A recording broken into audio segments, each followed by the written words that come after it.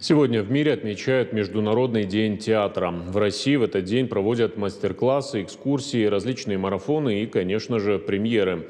Театральные площадки и творческие вузы по всей стране готовят специальные мероприятия. А на портале kultura.rf проходят прямые трансляции концертов, спектаклей и лекций. Как праздник отмечают в Северной Осетии, расскажет Лидия Цахилова. Приблизительно это будет так. Это все будет сажаться на косточки, затягиваться по ней. Десятки примерок на манекене в процессе пошива. Ни одного лишнего сантиметра. Все должно быть идеально. Здесь, в пошивочном цехе, рождаются сценические костюмы. Современные, исторические. Работа кипит. До премьеры чуть меньше месяца. Настолько это иногда бывает захватывает очень сильно, особенно когда мы делаем исторические спектакли.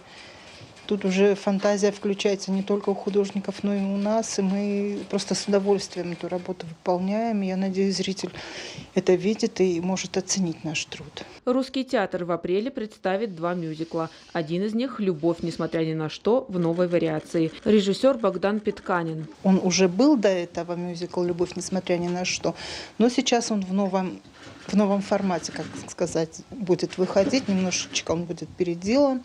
Мы что-то восстанавливаем, что-то шьем заново. Пока еще сами не знаем даже, потому что режиссер все время что-то придумывает, и мы пытаемся его догнать и успеть сделать то, что он хочет, его идеи воплотить. Но сейчас приехал режиссер, болгарский режиссер у нас ставит, Богдан Питканин, и он практически на 85-90% переделал тот спектакль, и сейчас это совершенно новая редакция, новый спектакль.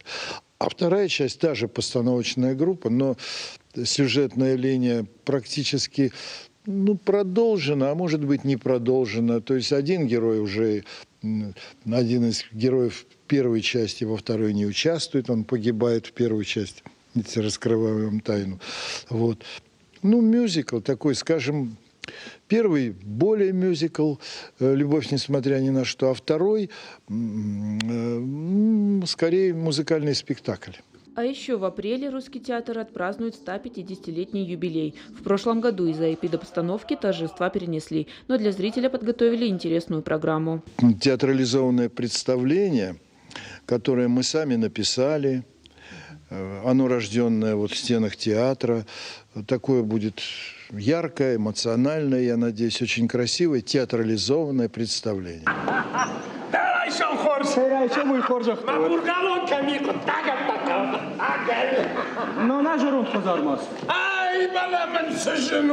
На сцене Осетинского театра тоже премьера. Спектакль «Чаша. Секира. Плуг» по одноименной пьесе Георгия Тидеева. Режиссер Тамерлан Сабанов. 3 часа она приезжает.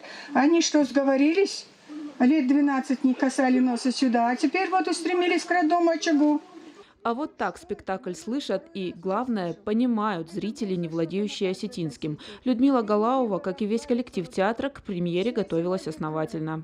Прогоны начинаются у них. Вот мы тоже включаемся в эту работу, начинаем сверять свой русский текст с осетинским, потом с актерами, если что-то непонятно, и с режиссером. Тоже обращаемся к режиссерам.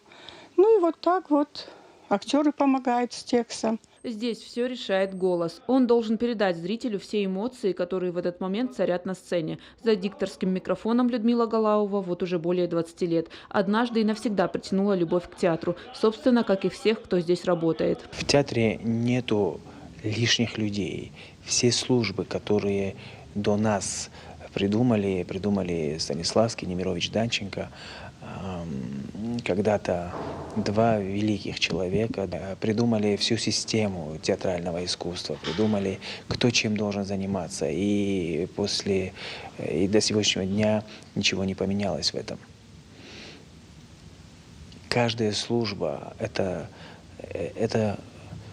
маленькая цепь, из которой состоит весь театр.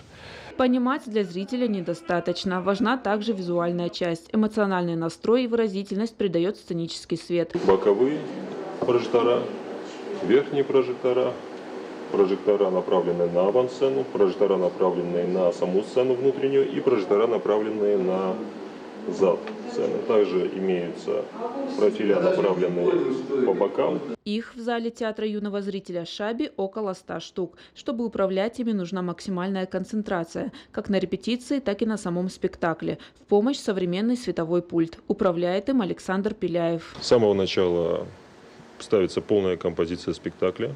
Потом выделяется определенное время как под свет, так и под звук. И с помощью режиссера и меня мы компромиссом выявляем, какой нужен свет конкретно на каждую из сцен, на каждый из переходов сцен. И так получается спектакль. Театр не обходится и без главных героев – кукол. Это мы работаем с Ирой над портретной куклой. То есть это кукла, которая похожа на определенного человека. Вот. Ну, работа в процессе собирательном.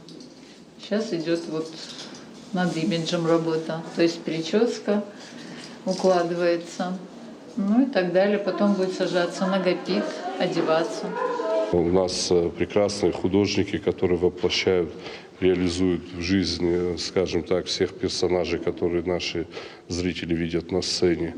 У нас уникальный кукольный цех, который работает не только для нашего театра, приходилось и выполнять работы для наших коллег из других республик. Помимо этого целый штат сотрудников, зритель которых не видит, но работа которых напрямую связана с тем, что мы видим на сцене. Это и постановочная часть, это и звукорежиссерский цех. Искусству театра служат и те, кого мы не видим на сцене. Они живут своим любимым делом. И сегодня, как и каждый день, для них праздник. Лидия Цехилова, Игорь Войцеховский и Ибрагим Чочиев специально для программы «В итоге».